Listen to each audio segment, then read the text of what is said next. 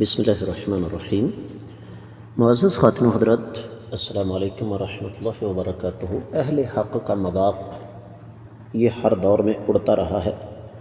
حق اور باطل کی کشمکش میں یہ ایک معاملہ پرانا چلا آ رہا ہے۔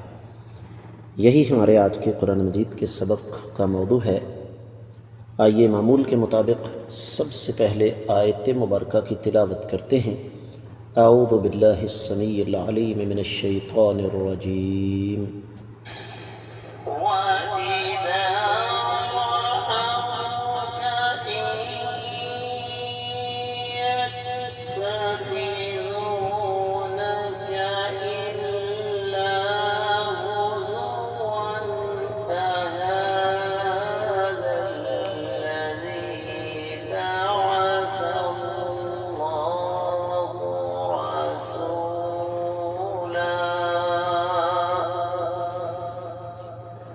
وَإِذَا رَأَوْكَ إِن يَتَّخِذُونَكَ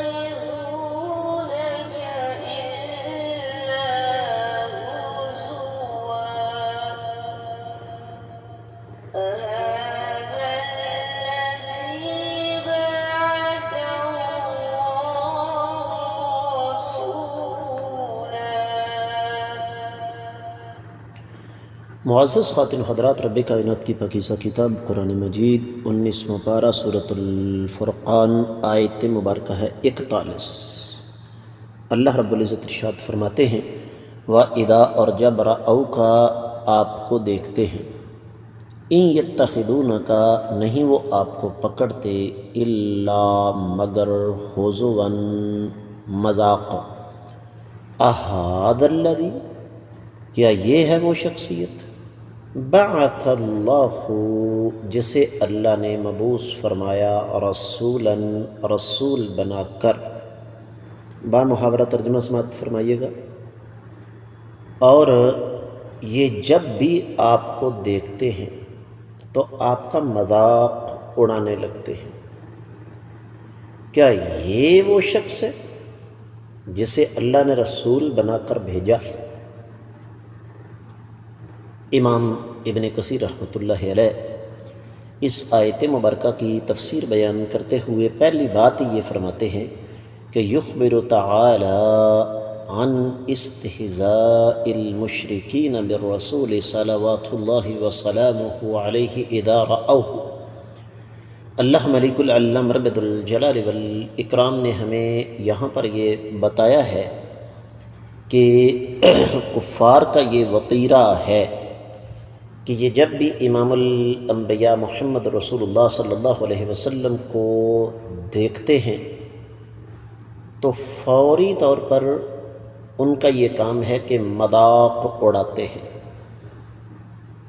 پھر اسی مناسبت سے سورۃ الانبیاء کی 36ویں آیت مبارکہ پیچھے گزری ہے، امام صاحب لے کر آئے وَإِذَا رَآكَ الَّذِينَ كَفَرُوا إِن يَتَّخِذُونَكَ إِلَّا هُزُوًا أَهَٰذَا الَّذِي يَذْكُرُ آلِهَتَكُمْ۔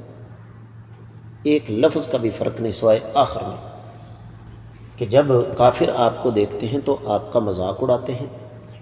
یہ وہ شخصیت ہے جو تمہارے باطل معبودوں کا تذکرہ کرتی ہے۔ اور یہاں پر اگلا لفظ ہے امام ابن کثیر نے جو استعمال فرمایا یعنونہ بالعیب والنقص، اس ہستی کے اندر وہ عیب اور نقص نکالتے ہیں جس کو رب کائنات نے ہر لحاظ سے کامل مکمل اور اکمل پیدا فرمایا۔ اور آگے فرمایا ابن کثیر رحمۃ اللہ علیہ نے قبحہم اللہ، اللہ تعالیٰ ان کو برباد کرے۔ اسی مناسبت سے پھر سورۃ الرعد کی 32ویں آیت مبارکہ ابن کثیر رحمۃ اللہ علیہ لے کر آئے، پیچھے گزری ہے وَلَقَدِ اسْتُهْزِئَ بِرُسُلٍ مِّن قَبْلِكَ فَأَمْلَيْتُ لِلَّذِينَ كَفَرُوا ثُمَّ أَخَذْتُهُمْ فَكَيْفَ كَانَ عِقَابِ۔ آپ سے پہلے رسولوں کا بڑا مذاق اڑایا گیا تو میں نے کافروں کو مہلت دی، پھر میں نے ان کی گرفت کر لی، تو پھر کیسی گرفت تھی۔ اللہ ملک العلم رب الجلال والاکرام فرماتے ہیں پھر ان کی کیسی گرفت کی گئی۔ تفسیر ابن کثیر میں جو کچھ بیان ہوا وہ اتنا ہی، دیگر کتب تفسیر کا جائزہ لیا جائے تو اہل علم یہ فرماتے ہیں کہ سب سے پہلی چیز تو ہے مناسبت۔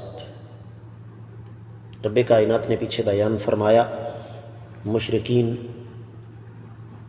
نبوت کا شدت کے ساتھ انکار کرتے تھے، اپنے شبہات کا اظہار کرتے تھے، اور یہ تیسرا مرحلہ ہے کہ انہوں نے نبوت اور رسالت کا نہ صرف یہ انکار کیا، نہ صرف نبوت اور رسالت پر اعتراضات کیے، بلکہ الٹا اس کا مذاق اڑایا۔ امام رازی نے یہ مناسبت ذکر کی ہے۔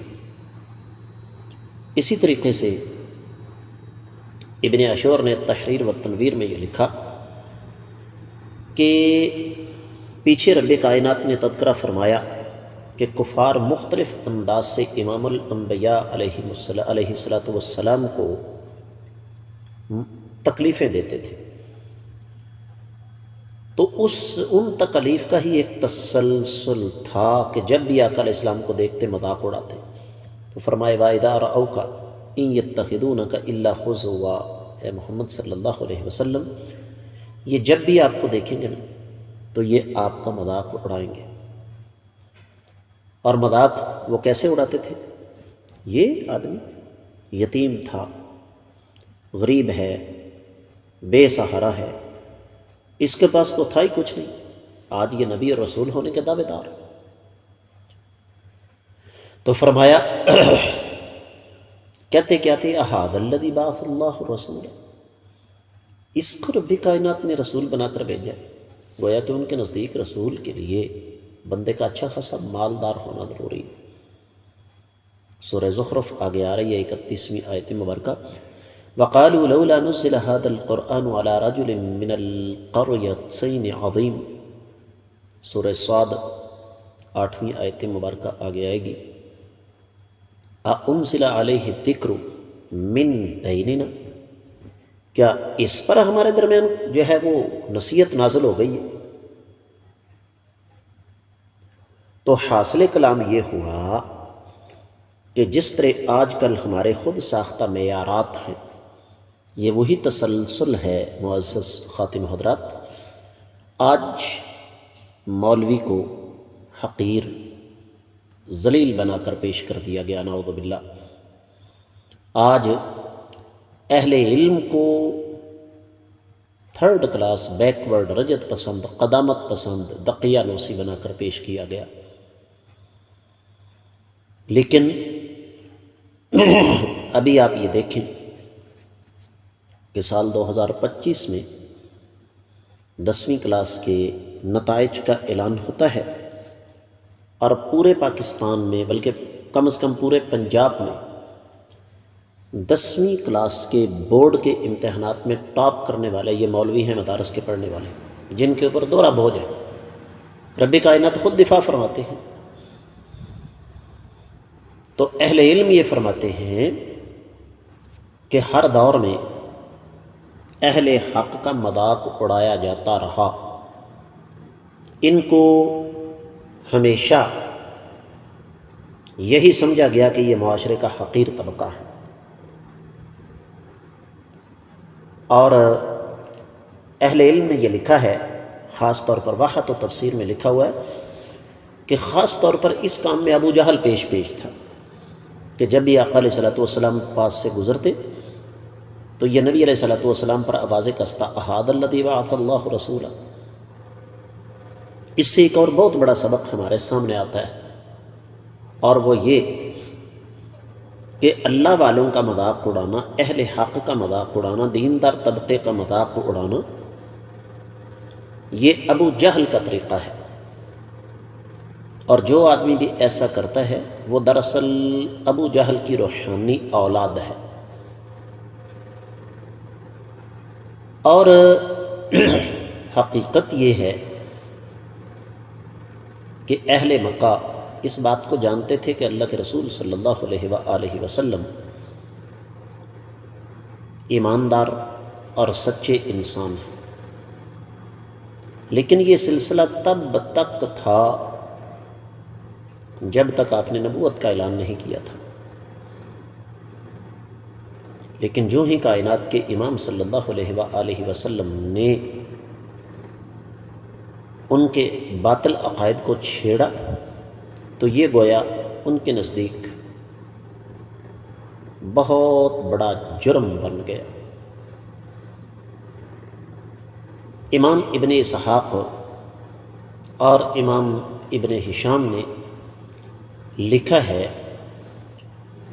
کہ ولید بن مغیرہ جو کہ سیدنا خالد بن ولید رضی اللہ تعالیٰ عنہ کا والد تھا، بوڑھا آدمی تھا، تو حج کے دنوں کے قریب اس نے کفار قریش کو جمع کیا اور کہنے لگا حج کا موسم آ چکا ہے اور ارد گرد سے آنے والے قبائل جو حج پر آئیں گے ان کو کائنات کے امام صلی اللہ علیہ وآلہ وسلم کی نبوت اور رسالت کا تو پتہ ہے، لیکن دور دور والوں کو پتہ نہیں۔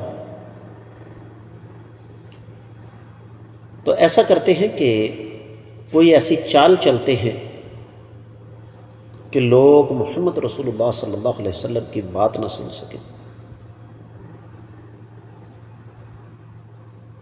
ایک رائے یہ آئی کہ ہم مشہور کر دیتے ہیں کہ یہ جادوگر ہے۔ وہ کہنے لگا یہ ممکن نہیں۔ پھر کہنے لگے ہم مشہور کر دیتے ہیں کہ نعوذ باللہ یہ پاگل ہیں۔ کہنے لگا یہ بھی نہیں کر سکتے۔ پھر کہنے لگے ہم یہ مشہور کر دیتے ہیں کہ یہ شاعر ہے۔ وہ کہنے لگا ہم یہ بھی نہیں کر سکتے، اس لیے کہ عربوں سے بڑھ کر شاعری کو کوئی نہیں سمجھ سکتا۔ پھر کہنے لگے ہم کہہ دیتے ہیں کہ یہ کاہن ہے، نجومی ہے۔ تو ولید بن مغیرہ کہنے لگا یہ بھی ممکن نہیں ہے، اس لیے کہ اس فن کے بھی بڑے بڑے ماہرین بیٹھے ہوئے۔ کہنے لگے پھر بتاؤ کیا کریں؟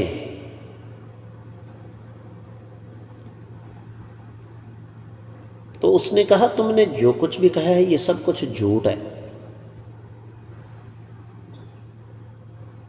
کہنے لگے قریب ترین بات یہ ہے کہ ہم یہ کہہ دیں کہ اس آدمی کے پاس ایک ایسا جادو والا کلام ہے جو آدمی اور اس کے باپ اور اس کے بھائی اور اس کی بیوی کے درمیان علیحدگی کروا دے، اور انہوں نے ایسا ہی کیا، لیکن اس کے باوجود ان کے دل اس بات کی گواہی دیتے تھے کہ محمد رسول اللہ صلی اللہ علیہ وآلہ وسلم عقل کے اعتبار سے، علم کے اعتبار سے، اخلاق کے اعتبار سے، محاسن کے اعتبار سے، عفت کے اعتبار سے، شجاعت کے اعتبار سے، کرم کے اعتبار سے ان سب سے آگے ہیں۔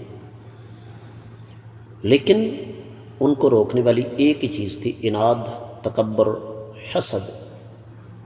یہی وجہ ہے کہ اللہ نے پھر اگلی آیت مبارکہ میں ان کی اس بات کو آگے بڑھایا۔ اس کا تذکرہ انشاءاللہ ہم اگلی آیت مبارکہ کی تفسیر میں کریں گے۔ یہاں پر ہم تفسیر کو اختتام کی طرف لے جاتے ہوئے آخری چند الفاظ میں آپ کی خدمت میں رکھ کر اجازت چاہوں گا کہ جو بنیادی سبق ہے اس آیت مبارکہ کا وہ یہی ہے معزز خواتین و حضرات، جس طرح کہ تعویلات النجمیہ میں لکھا ہوا ہے کہ اہل حق کا مذاق اڑانا یہ ہر دور میں باطل اور اس کے حواریوں کا وتیرہ رہا ہے، جس طرح کہ آج بھی اڑایا جا رہا ہے۔ کبھی داڑھی کو مذاق کا نشانہ بنایا جاتا ہے، کبھی ٹخنوں سے اوپر رہنے والی شلوار بعض طبقات کو بہت بری لگتی ہے، کبھی قرآن کی تلاوت اور احادیث نبویہ بعض کی کن پٹی پر جا کر گولی کی طرح لگتی ہیں، تو کبھی دین پر چلنے والوں کی سادہ شادیاں ان ظالموں کو جنازے لگتی ہیں علی ھذا القیاس۔ تو یہ کام کوئی نیا نہیں، یہ ہر دور میں ہوتا رہا ہے۔ اس سے ہمیں یہ سبق ملتا ہے کہ ہمیں حوصلہ اور تسلی رکھنی چاہیے، اللہ کی مدد ہمارے ساتھ ہے۔ اس کے ساتھ ہی آج کا سبق مکمل ہوتا ہے، اجازت دیجیے، السلام علیکم ورحمۃ اللہ وبرکاتہ۔